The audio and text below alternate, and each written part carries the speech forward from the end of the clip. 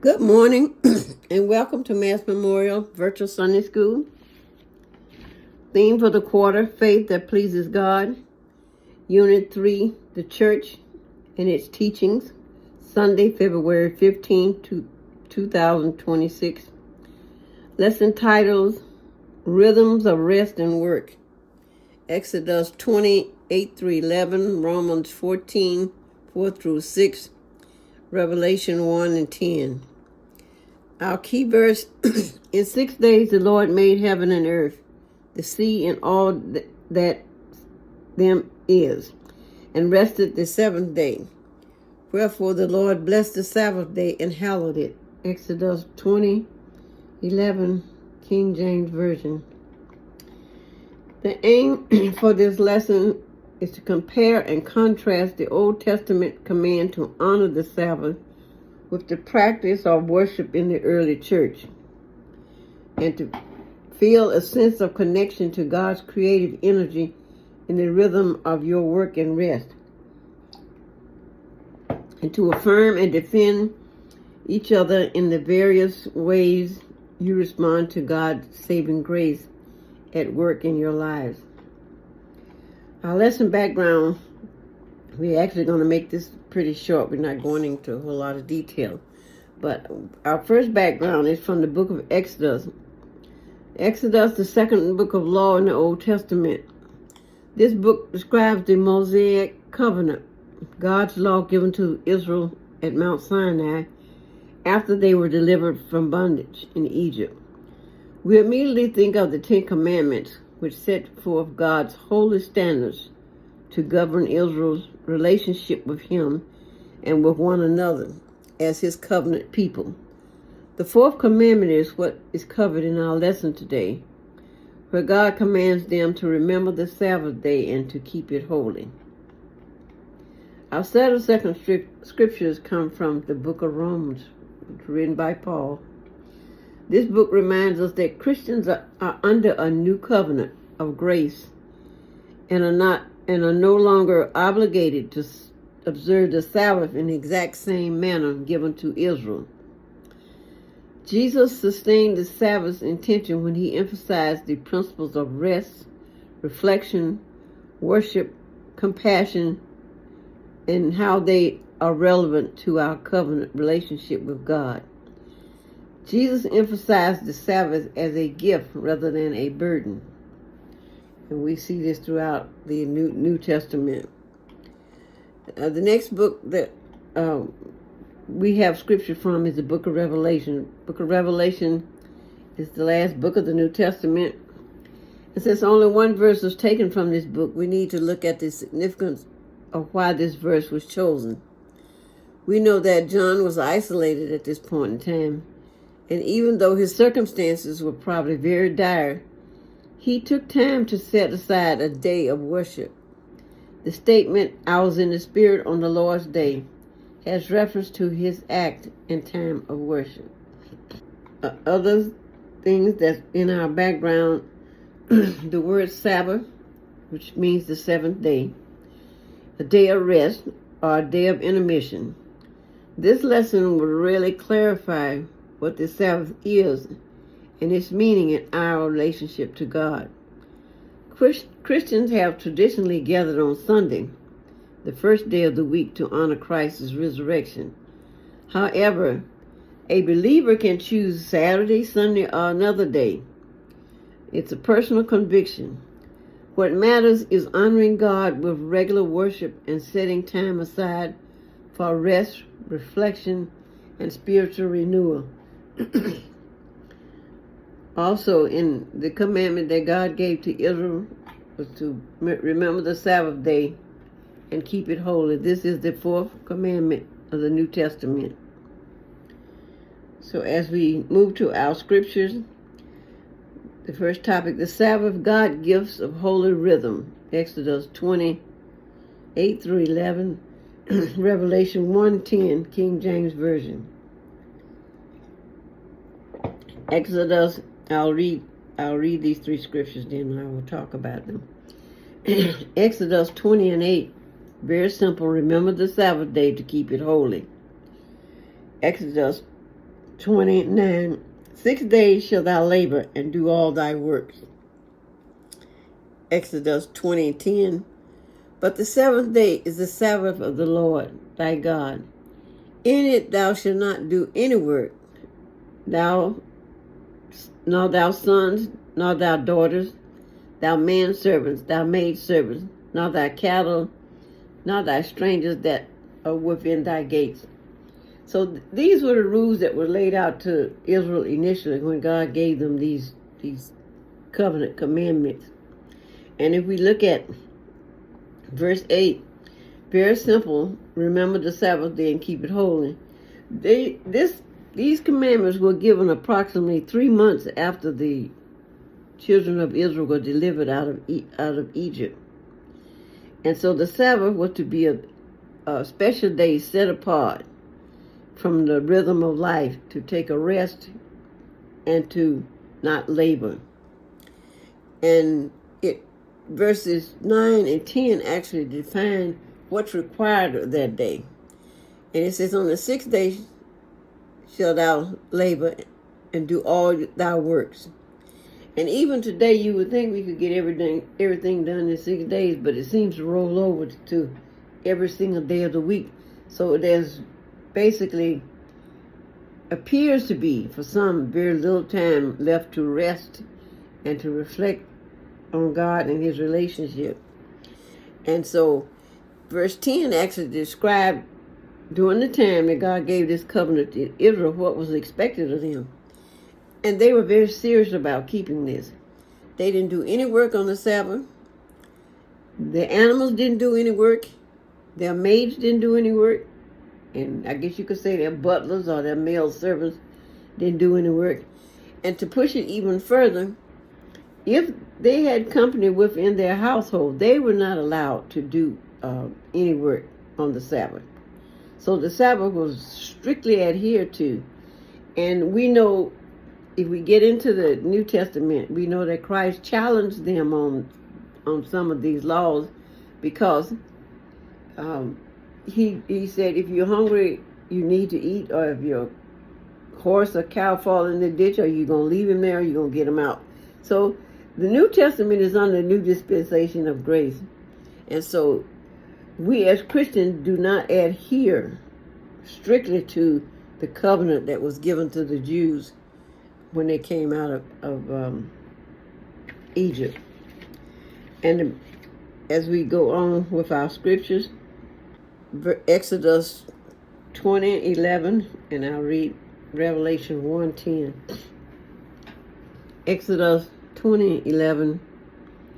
For in 6 days the Lord made heaven and earth, the sea and all that is in them, and rested the seventh day.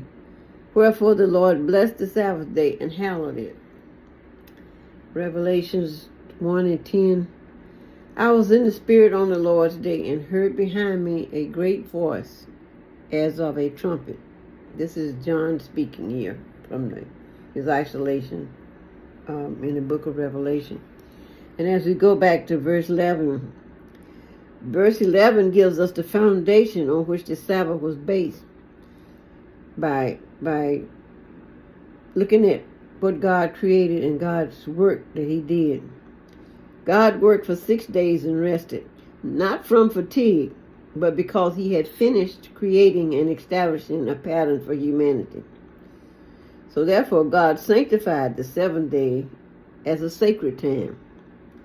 Keeping the Sabbath serves as a memorial of God's completed creation and a continual remembrance of his sovereignty, power, and covenant relationship with his people. I think this verse is probably pretty amazing. When he rested, it says it's not because he was fatigued, but he designated the Sabbath as a celebration of the work that he had done. He completed this whole world in 6 days. And so at the end of that 6 days, he celebrated. And he wanted his people, his covenant people, to celebrate with him. That's why he designated the seventh day as the Sabbath. And so it's really important. And as we get into our next scriptures, we'll see that in our new age and under grace, we're not strictly required to adhere to the Sabbath like the Israelites were. But verse Revelation 1 and 10 is interesting, because even though John was isolated, obviously this verse kind of says that he took time out to honor God. And so this is an interesting verse, and I think actually it needs to have additional scriptures, but they only gave us this one for this lesson, and that's what we're going to talk about. And even he had said, I was in the Spirit on the Lord's Day, which means that he had actually set aside a day of worship and service. It's interesting because if we would just set aside one day a week where we didn't do anything, we didn't watch TV, we literally worshiped on that day. And if you remember ages ago, all of us might not remember, people didn't do any work on the Saturday. They got ready for church on Saturday. They cooked on Saturday. They did all their work on Saturday. So they spent their time basically in church most of Sundays or visiting the sick. But now we know what happened with our Sundays. We kind of do everything, but we do worship, but we don't give it. It appears that some people don't give it 100%. So in our next scriptures, it kind of points out that the Sabbath, what the Sabbath is about, and what we should do. And it also makes a point that you don't have to have the same Sabbath as everybody else. You can designate your own day as long as you're sincere, about honoring God. And so our next topic, the Sabbath, live to honor God. Romans 14, 4 through 6. I'll read verse 4. Romans 14, 4.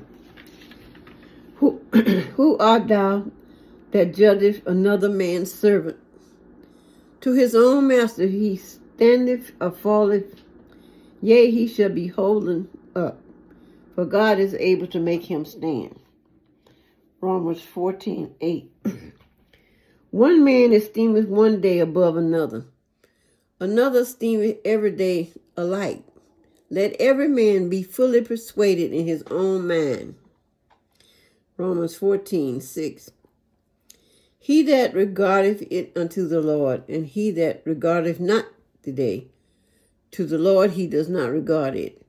He that eateth, eateth to the Lord, for he giveth God thanks.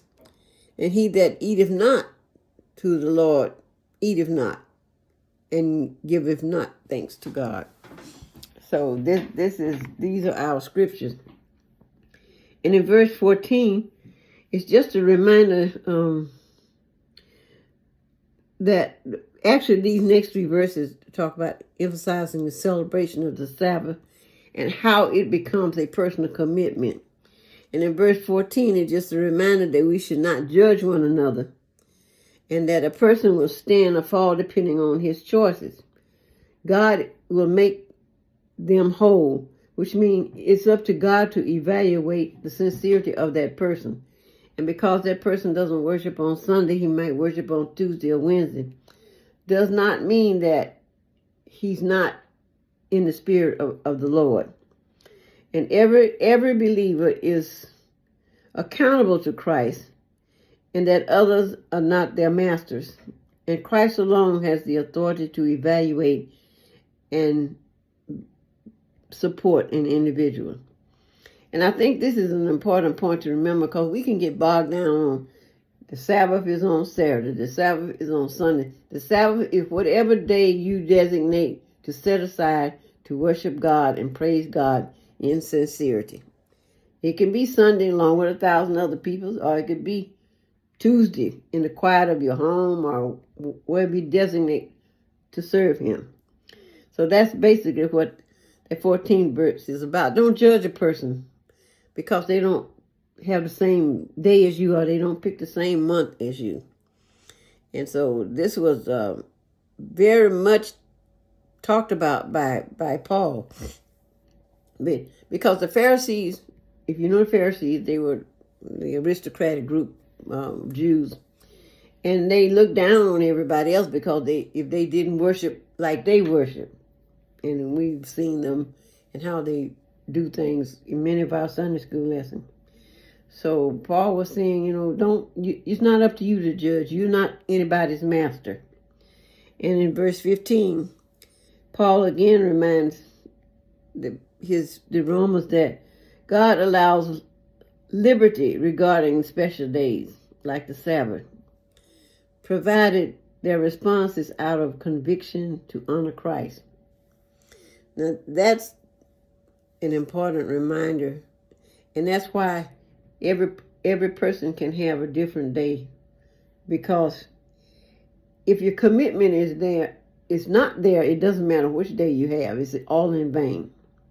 So if you want to worship in sincerity and out of respect and concern and rest, then that's what you need to do. You shouldn't determine your Sabbath is what everybody else's Sabbath is.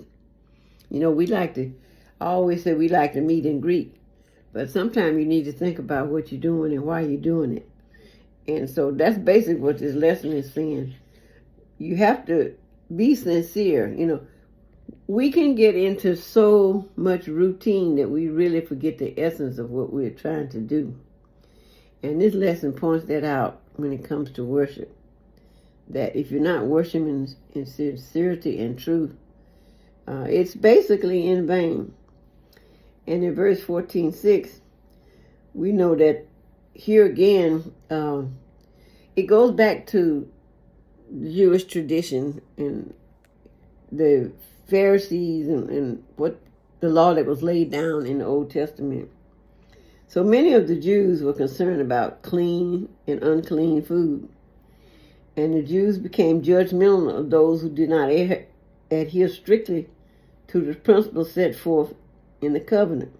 And we know Jesus was challenged about this when he, I think, delivered an animal from the ditch or something on the Sabbath. And the Pharisees really got upset. And we know even David at one time went into the temple to eat food on the Sabbath, which was strictly forbidden. So it's interpretation and why you do things.